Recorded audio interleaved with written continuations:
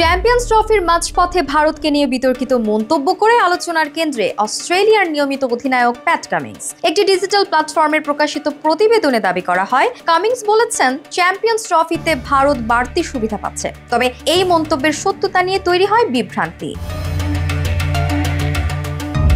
Cummins নিজেই এরপর এক্সের পোস্টে জানান, আমি স্পষ্টতই এমন কিছু বলিনি। অস্ট্রেলিয়ার কোচ ক্রিকেট নামের এক ক্রীড়া প্ল্যাটফর্ম তার বক্তব্য বিকৃত করেছে বলেও দাবি করেন তিনি।